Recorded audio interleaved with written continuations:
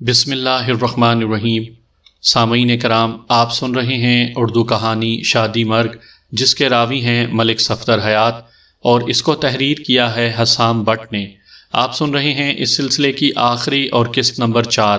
مجھے امید ہے آپ کو میری یہ کاوش پسند آئی ہوگی۔ آپ نے اگر ابھی تک میرا چینل کہانی گھر سبسکرائب نہیں کیا تو ابھی میرے چینل کو سبسکرائب کر کے بیل نوٹیفیکیشن آن کر لیجئے تاکہ آنے والی ہر نئی کہانی کی اطلاع بر وقت آپ تک پہنچ سکے۔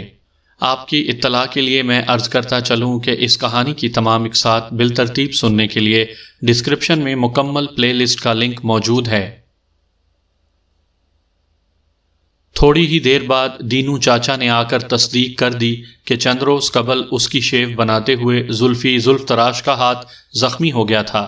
اس کے بعد زلفی کو حوالات میں رکھنا بے جواز نظر آتا تھا۔ میں نے اسے بلا کر تاکید کی کہ تم یہ نہ سمجھنا کہ میں تمہیں چھوڑ رہا ہوں۔ جب تک جیدے کے قتل کا معمہ حل نہیں ہو جاتا تمہاری جان نہیں چھوٹے گی، اور ہاں، جب تک قاتل گرفتار نہیں ہو جاتا تم تھانے میں اطلاع دیے بغیر گاؤں سے باہر نہیں جاؤ گے، کیا سمجھے؟ سمجھ گیا سرکار۔ اس کے چہرے پر مسکینی طاری تھی۔ اب میں جاؤں؟ تم جا سکتے ہو، مگر میری ہدایت کو یاد رکھنا۔ جی، میں یاد رکھوں گا۔ وہ جانے کے لیے مڑا تو مجھے کچھ یاد آ گیا۔ یہ خیال کئی بار میرے ذہن میں آیا تھا، مگر میں زلفی سے پوچھنا بھول جاتا تھا۔ میں نے آواز دے کر اسے روک لیا۔ وہ سوالیہ نظروں سے میری جانب دیکھنے لگا۔ میں نے پوچھا، کیا تم واقعی زری کو چاہتے تھے؟ اس کی آنکھوں میں اداسی کی گھٹا چھا گئی۔ وہ ایک گہری سانس چھوڑتے ہوئے بولا، جی۔ ایک بات میری سمجھ میں نہیں آئی۔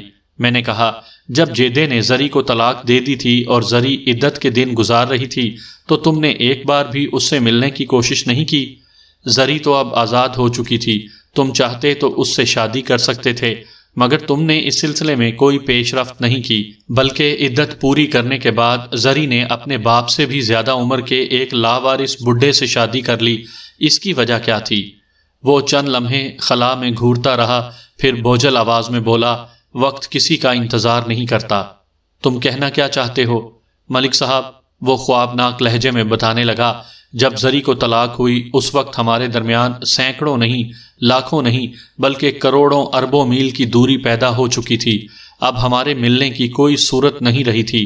میں شادی کر چکا تھا اور اللہ کے فضل سے اس وقت ایک بچے کا باپ بھی تھا۔ اوہ، بے اختیار میرے منہ سے نکلا۔ میں پرسوچ نظروں سے اس کی جانب دیکھنے لگا۔ وہ مجھے سوچتے ہوئے چھوڑ کر کمرے سے نکل گیا۔ اس کے جانے کے بعد میں نے SI محمد اجاز کی باہمی مشاورت سے ایک چھاپا مار پارٹی ترتیب دی اور شہاب علی عرف شہابو کی گرفتاری کے لیے جگہ جگہ چھاپے مارنے شروع کر دیے۔ اس کیس میں شہابو کی گرفتاری بہت ہی ضروری ہو گئی تھی۔ مقتول جیدے کو آخری مرتبہ شہابو کے ساتھ جھگڑا کرتے ہوئے دیکھا گیا تھا اور شہابو نے اسے خطرناک قسم کی دھمکیاں بھی دی تھیں۔ شہابو جیسے لوگوں سے کچھ بعید نہیں تھا۔ ایک آدھ بندہ پھڑکانا تو اس کے بائیں ہاتھ کا کھیل تھا۔ میں جلد از جلد شہابو کو گرفتار کر لینا چاہتا تھا۔ میں نے اس امر کی اطلاع علاقے کے SP کو بھی بھجوا دی تھی۔ شاید میں آپ کو بتانا بھول گیا کہ ہم نے جو چھاپا مار پارٹی ترتیب دی تھی وہ سادہ لباس جوانوں پر مشتمل تھی۔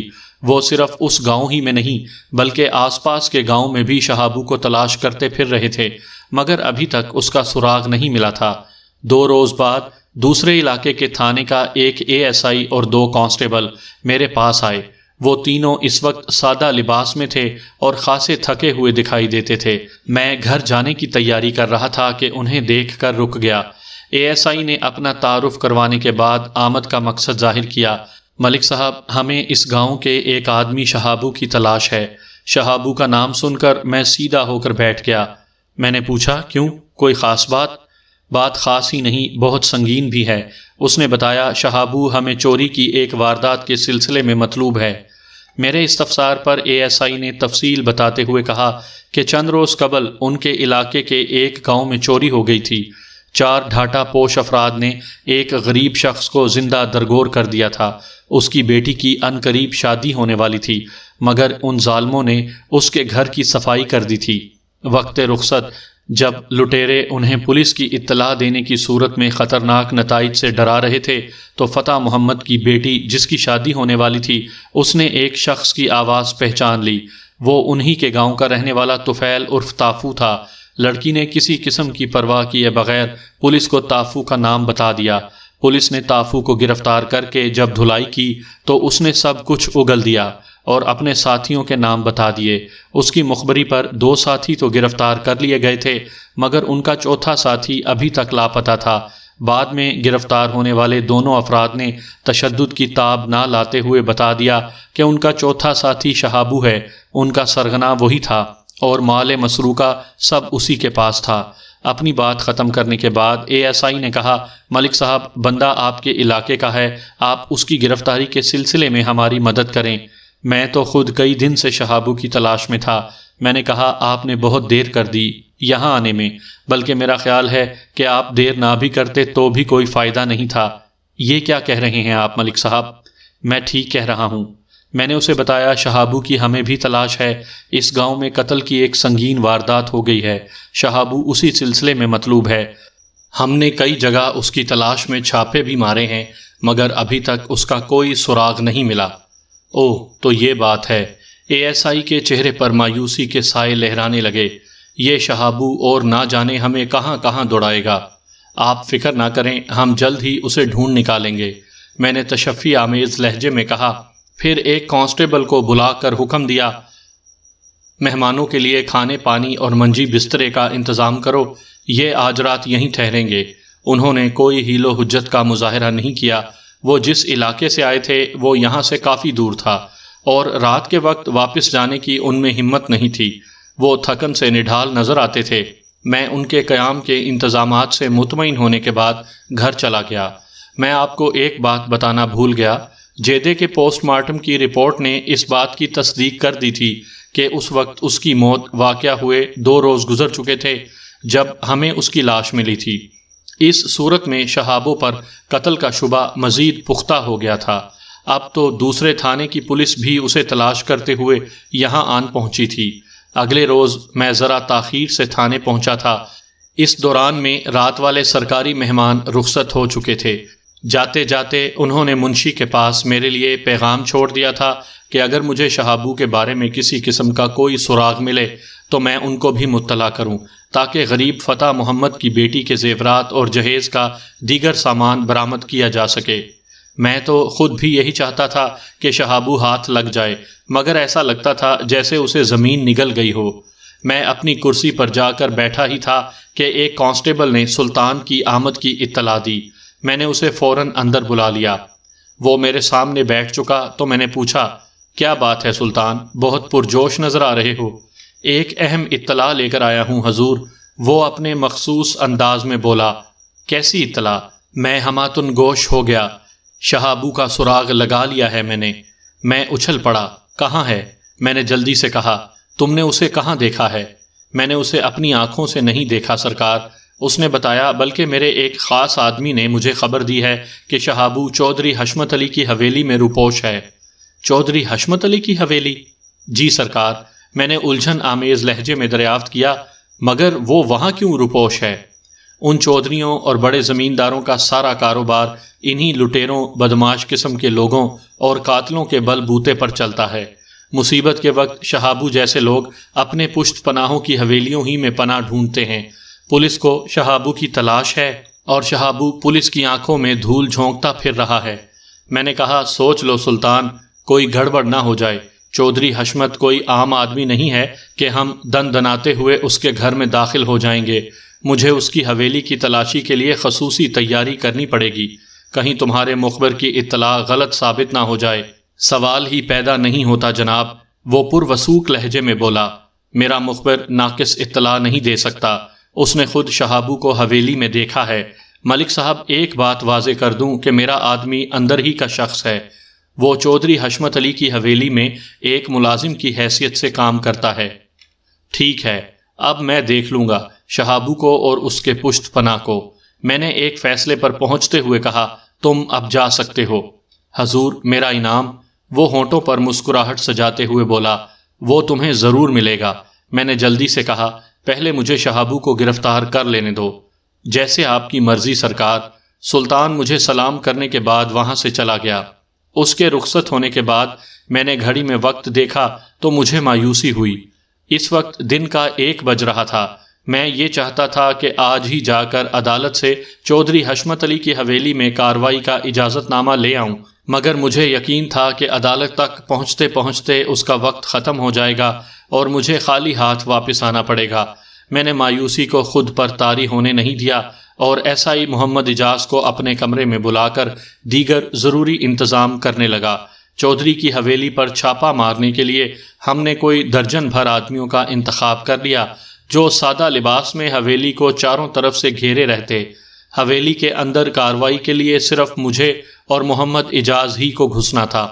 اگلے روز صبح ہی صبح میں نے جا کر عدالت سے سرچ وارنٹ حاصل کر لیا۔ پھر میں اور اجاز چودھری حشمت علی کی حویلی کی جانب روانہ ہو گئے۔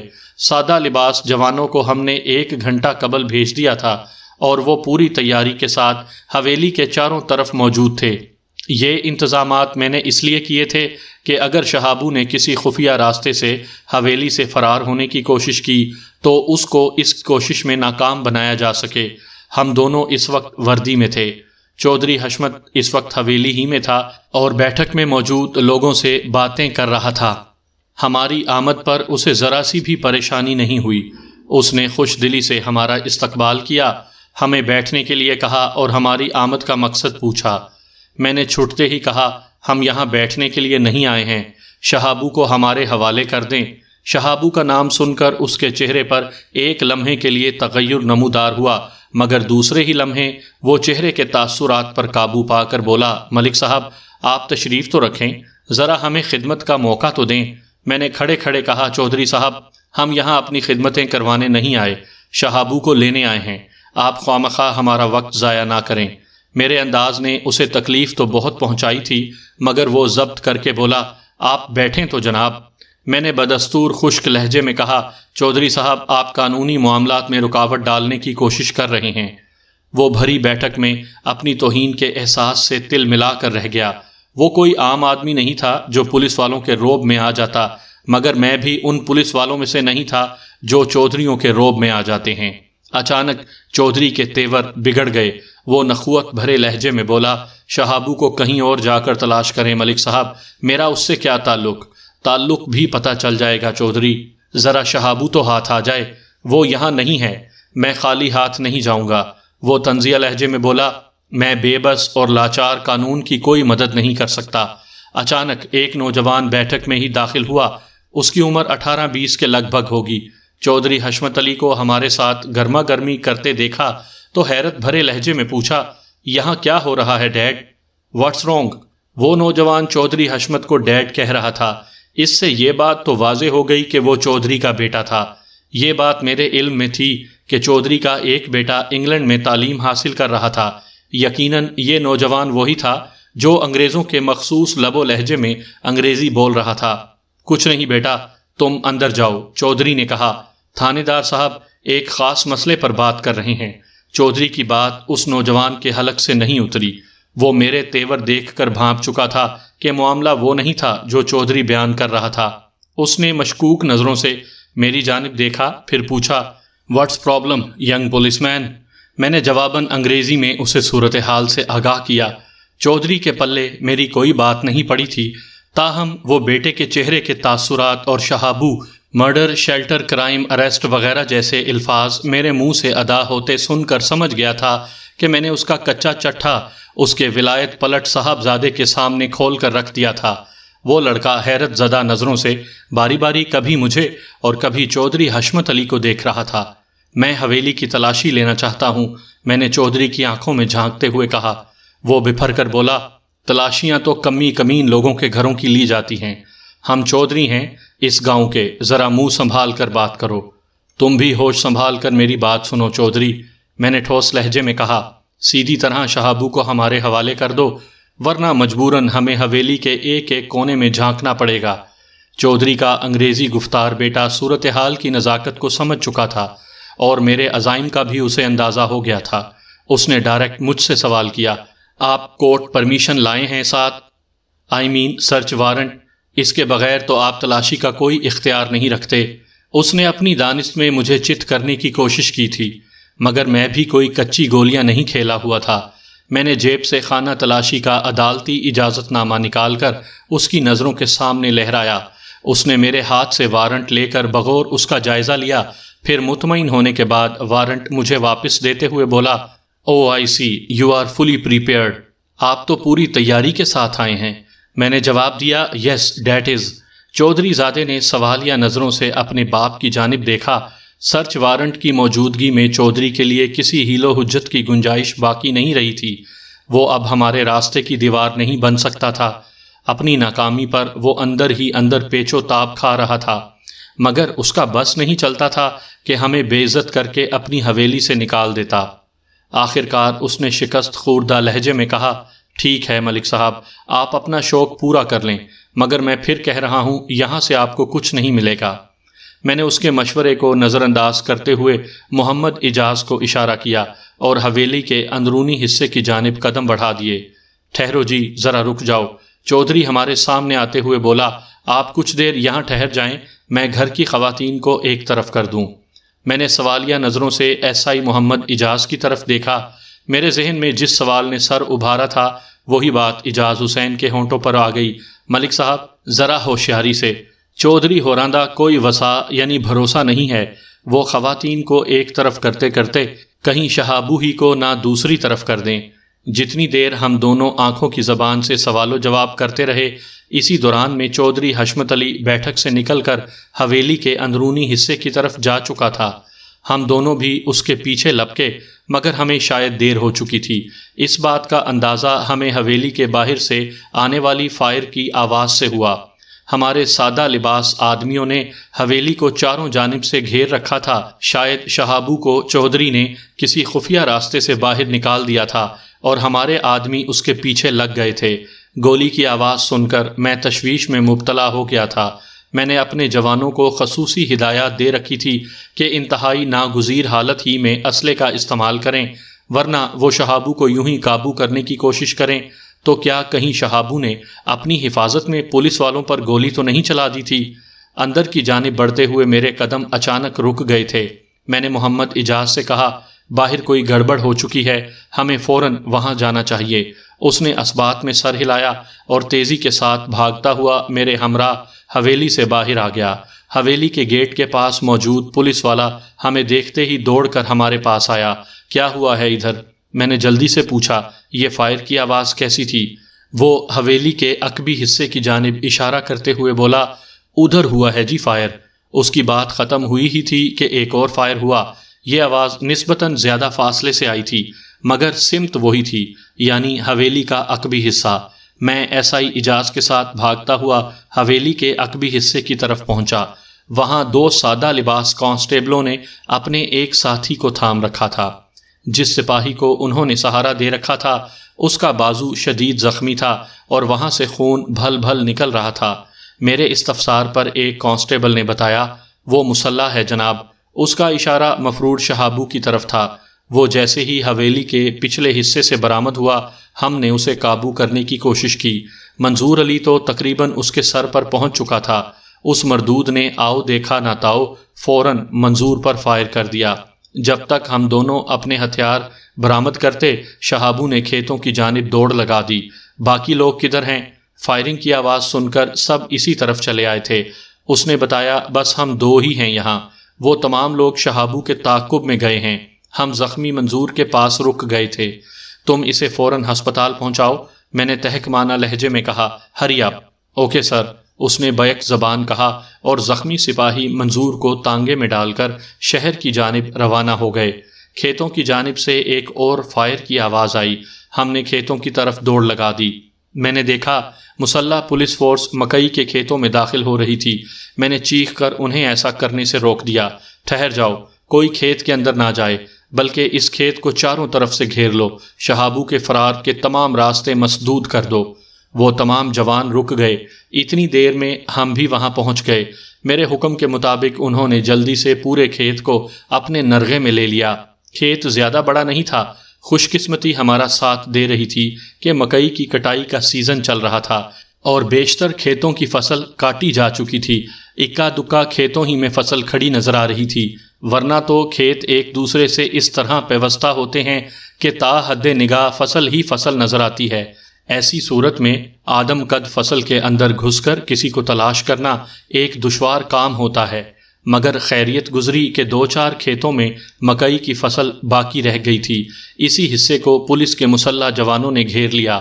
میں نے ایک کانسٹیبل سے پوچھا، وہ ہمارے نزدیک ہی پوزیشن سنبھالے چوکنا کھڑا تھا، شہابو کو ان کھیتوں میں گھستے ہوئے تم نے دیکھا تھا؟ جی ملک صاحب، وہ میری نظروں کے سامنے اندر گھسا تھا۔ اس نے بتایا وہ زخمی ہے، ایک سپاہی کی گولی نے اسے لنگڑا بنا دیا ہے۔ یہ ایک اطمینان بخش بات تھی۔ زخمی ہونے کی صورت میں شہابو زیادہ اچھل کود نہیں مچا سکتا تھا۔ میں نے پوچھا، پولیس کے جوانوں کو تو کوئی نقصان نہیں پہنچا؟ منظور کے بازو میں گولی لگی ہے۔ منظور بڑا جی دار نکلا جناب، وہ اپنی جان پر کھیل گیا تھا۔ میں نے اور اجاز نے 2 مختلف سمتوں سے کھیتوں کا بیرونی چکر لگانے کا فیصلہ کیا۔ مقصد صرف یہ معلوم کرنا تھا کہ شہابو ابھی تک انہی کھیتوں کے اندر روپوش تھا یا کسی سپاہی نے اسے کسی جانب سے نکلتے ہوئے دیکھا تھا۔ کھیتوں کا بیرونی راؤنڈ لگاتے ہوئے ہم پھر آمنے سامنے تھے۔ ہماری رپورٹ کے مطابق شہابو کھیتوں کے اندر ہی کہیں دبکا بیٹھا تھا۔ ایس آئی اجاز نے کہا، ملک صاحب، جوانوں کو کھیت میں داخل ہونے کا حکم دے دیں، شہابو زیادہ دیر چھپا نہیں رہ سکے گا، یہ بہت خطرناک ہوگا۔ میں نے کہا، شہابو کی جانب سے آنے والی کوئی بھی اندھی گولی کسی بھی ساتھی کی زندگی چاٹ لے گی۔ پھر کیا کریں؟ وہ پرتشویش لہجے میں بولا، اس کو باہر بھی تو نکالنا ہے۔ ہاں، یہ بہت ضروری ہے۔ میرے پاس ایک تجویز اور ہے، اجاز نے کچھ سوچتے ہوئے کہا۔ وہ کیا؟ اس نے بتایا، ہم بآواز بلند یہ اعلان کرتے ہیں کہ شہاب علی تمہیں چاروں طرف سے گھیر لیا گیا ہے، خود کو قانون کے حوالے کر دو ورنہ جان سے جاؤ گے۔ ہم 10 تک گنتی گن رہے ہیں، گنتی ختم ہونے سے پہلے باہر نکل آؤ ورنہ تمہاری زندگی کی ضمانت نہیں دی جا سکتی، تمہیں گولیوں سے بھون دیا جائے گا۔ اگر تم بلا ارادہ خود کو پولیس کے حوالے کر دو گے تو تمہارے ساتھ خصوصی رعایت کی جائے گی۔ اپنی بات ختم کرنے کے بعد اس نے کہا، اس قسم کی ترغیب دے کر اسے کھیتوں سے باہر لایا جا سکتا ہے۔ تجویز تو تمہاری مناسب معلوم ہوتی ہے، میں نے سر ہلا کر کہا، مگر مجھے امید نہیں کہ اس کے سود مند نتائج برآمد ہوں گے۔ پھر بھی ٹرائی کرنے میں کیا حرج ہے؟ کوئی حرج نہیں تھا، اس لیے میں نے اجازت دے دی۔ بلند آواز میں بولنے والے ایک سپاہی سے یہی اعلان منوعن کروایا گیا اور پھر اس کے اعلان کو وقفے سے کئی بار دہرایا گیا، مگر میری توقع کے مطابق کوئی فائدہ نہ ہوا۔ ہم کھیتوں کے باہر انتظار کی گھڑیاں گنتے رہے اور شہابو کے کان پر جوں تک نہ رینگی۔ میں نے سوالیہ نظروں سے ایس آئی اجاز کی طرف دیکھا۔ اس نے جلدی سے کہا، اب کیا کریں ملک صاحب؟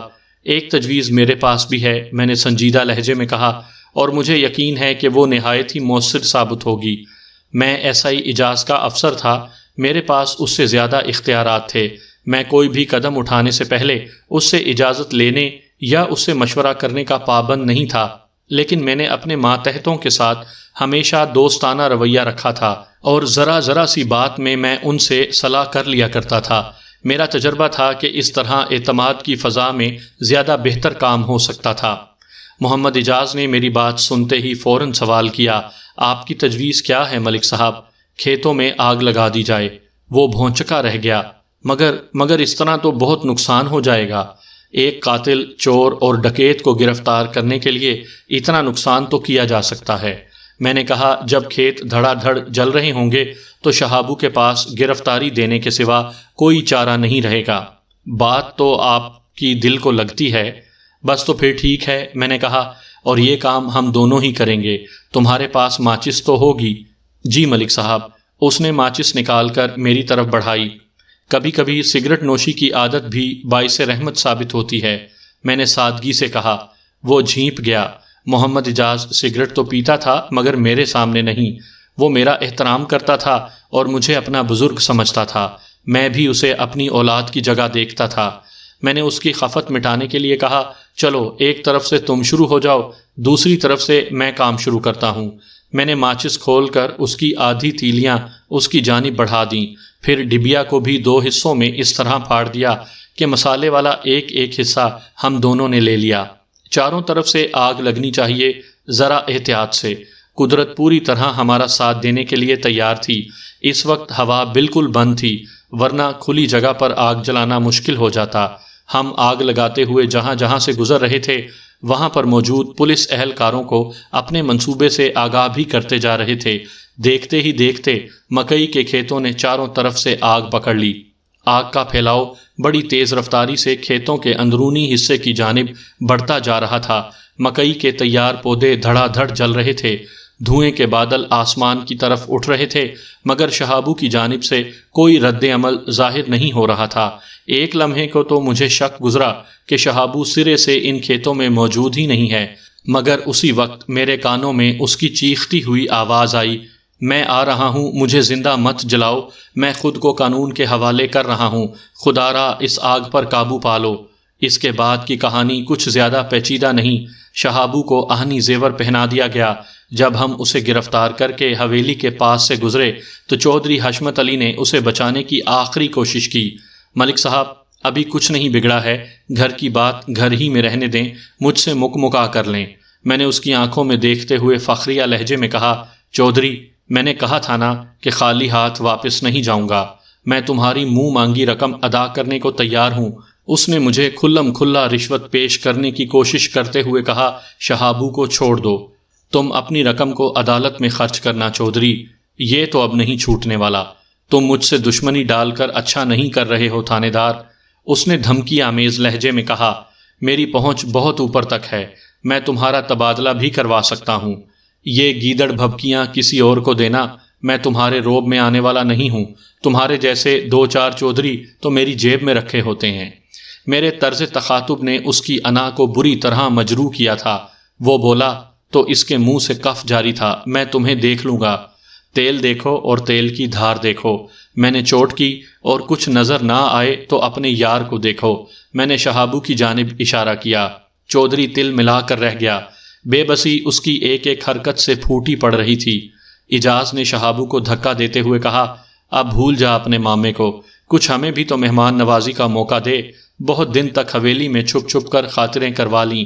جب ہم تھانے پہنچے تو شام کے 5 بج رہے تھے۔ میں نے شہابو کو 2 ہٹے کٹے کانسٹیبلوں کے حوالے کیا اور کہا، اسے ساری رات جگاؤ، ایک لمحے کے لیے بھی سونے نہیں دینا، اور وقفے وقفے سے اس کا مزاج بھی پوچھتے رہو، میں صبح اس سے ملاقات کروں گا۔ وہ شہابو کو لے کر چلے گئے۔ زخمی منظور ہسپتال سے واپس آ چکا تھا۔ گولی نے اس کے بازو کو زیادہ نقصان نہیں پہنچایا تھا، ہڈی مجروح ہونے سے بچ گئی تھی، گولی کھال کو چیرتی ہوئی نکل گئی تھی اور اس کی حالت خطرے سے باہر تھی۔ میں نے 2 کانسٹیبلوں کے ساتھ اسے گھر بھیج دیا اور بھرپور آرام کرنے کی تاکید کی۔ میں نے دل میں فیصلہ کیا تھا کہ منظور کو بہادری کے اس مظاہرے پر کوئی انعام دلوانے کی ضرور کوشش کروں گا۔ پولیس کی 2 روزہ مہمان نوازی ہی سے شہابو کا دل بھر گیا اور اس نے اپنے تمام اگلے پچھلے جرائم کا اقبال کر لیا۔ مہمان نوازی سے آپ کا جو دل چاہے مطلب نکال لیں، مار پیٹ، کٹ، پھینٹی، تاؤنی، پینجا، درگت، تشدد اور جو جی چاہے، مگر ہماری لینگویج میں یہ پوچھ گچھ ہی کہلائے گی اور ہم اس کے لیے مجبور ہوتے ہیں۔ جیسے جیسے عادی مجرموں سے شب و روز ہمارا واسطہ پڑتا ہے، یہ ان کی فیورٹ ڈشیں ہیں۔ وہ انہی لذیذ ڈشوں کے طفیل اپنی زبان کھولنے پر تیار ہوتے ہیں، ورنہ کیا انہیں پاگل کتے نے کاٹا ہے جو جرم کرنے کے بعد فوراً تھانے حاضر ہو جائیں اور دست بستہ آ کر عرض کریں، تھانے دار صاحب، ہم سے فلاں فلاں خطا ہو گئی ہے، آپ برائے مہربانی ہمیں گرفتار کر کے اپنی میزبانی کا شرف بخشیں، خدا آپ کا بھلا کرے گا۔ شہابو نے جو اقبالی بیان دیا اس کا خلاصہ یہ ہے، وہ طویل عرصے سے چودھری حشمت کے اشاروں پر ناچ رہا تھا۔ دنگا فساد، چوری، ڈکیتی اور اسی نوعیت کے دوسرے جرائم اس کا اوڑھنا بچھونا تھا۔ سنگین قسم کے جرائم کی وارداتیں وہ آس پاس کے گاؤں میں جا کر کرتا تھا اور جو کچھ بھی ہاتھ لگتا تھا وہ چودھری کے حوالے کر دیتا تھا۔ چودھری اس کی بھرپور پشت پناہی کرتا تھا اور اسے پوری طرح تحفظ بھی فراہم کرتا تھا۔ فتح محمد کی بیٹی کے زیورات اور دیگر قیمتی سامان بھی چودھری کی حویلی سے برآمد ہو گیا۔ شہابو نے باقاعدہ ایک چھوٹا سا گروہ بنا رکھا تھا جس کا وہ سرغنہ تھا۔ اس کے 3 ساتھی فتح محمد کی گاؤں کی پولیس کے ہتھے چڑھ چکے تھے۔ شہابو قسمت سے ہمارے حصے میں آیا تھا۔ میں نے مذکورہ گاؤں میں شہابو کی گرفتاری کی اطلاع متعلقہ تھانے کو پہنچا دی تھی۔ وقوعہ کی رات، جس رات جیدہ قتل ہوا، شہابو اور جیدے میں خاصی تلخ کلامی ہو گئی تھی اور وہ مارنے مرنے پر آمادہ نظر آتے تھے۔ جیدے نے غصے میں شہابو کو مادرزاد گالیوں سے بھی نوازا تھا۔ دوسروں کے سمجھانے پر وہ اپنے غصے کو پی تو گیا تھا، مگر سلطان کے اڈے سے باہر آ کر جیدہ ایک مرتبہ پھر اس سے الجھ پڑا تھا۔ مجبوراً اسے جیدے کو ٹھکانے لگانا پڑا۔ جیدہ اس کے بائیں ہاتھ کا کھیل نہیں تھا، جیدہ کوئی مٹی کا بڑھاوا نہیں تھا، وہ اکیلے شہابو کے بس کا نہیں تھا، مگر اس وقت شہابو کے ساتھ اس کے چند رفیق کار بھی تھے، اس لیے شہابو کو جیدے پر قابو پانے میں کسی دشواری کا سامنا نہیں کرنا پڑا۔ یہ اسی رات کا ذکر ہے جب شہابو اور اس کے ساتھیوں نے چوری کی غرض سے فتح محمد کے گاؤں کا رخ کرنا تھا۔ کیس اپنی جگہ مکمل تھا، مجرم کا اقبالی بیان ہی کافی تھا۔ میں نے تمام کارروائی کرنے کے بعد چالان عدالت میں پیش کر دیا۔ چند پیشیوں کے بعد شہابو کو عدالت نے سزائے موت کا حکم سنا دیا تھا۔ بعد ازاں چودھری حشمت بڑی عدالت میں یہ مقدمہ لے گیا تھا اور کیس کچھ مزید عرصہ چلا، مگر اس سے کوئی خاص فائدہ نہ ہوا اور اعلیٰ عدالت نے بھی شہابو کے خلاف ڈگری دے دی تھی۔ تاہم اتنا ہوا کہ اس بھاگ دوڑ کے نتیجے میں اس کی سزائے موت عمر قید میں بدل گئی۔ اس واقعے کے 1 سال بعد زری ذوالفقار عرف زلفی کی بیوی بن کر اس کے گھر آ گئی۔ زلفی کی پہلی بیوی کو کھیتوں میں کسی زہریلے سانپ نے ڈس لیا تھا اور وہ بچ نہ سکی۔ زری زلفی کی دوسری بیوی تھی، جبکہ وہ زری کا تیسرا شوہر تھا۔ قدرت کے کھیل بھی نرالے ہوتے ہیں، سمجھ میں نہیں آتے۔ وہ بچھڑ کر مل گئے تھے، اب انہیں کسی حلوائی کی دکان کی آڑ میں چھپ چھپ کر ملنے کی ضرورت نہیں تھی۔ قدرت کے کارخانے میں ہر کام کا وقت مقرر ہے، انسانی عقل اسے سمجھنے سے قاصر ہے۔ مقتول جیدے کی ماں عنایت بی بی کے بقول زرینہ عرف زری ایک ڈائن تھی جو اپنے 2 شوہروں کو کھا گئی تھی، اب تیسرے کی باری تھی، مگر ایسی کوئی بات ظہور پذیر نہیں ہوئی۔ میں جب تک اس تھانے میں تعینات رہا اور جب بھی ان سے ملاقات ہوئی میں نے انہیں خوش و خرم ہی پایا۔ اب جانے کہاں ہوں گے وہ۔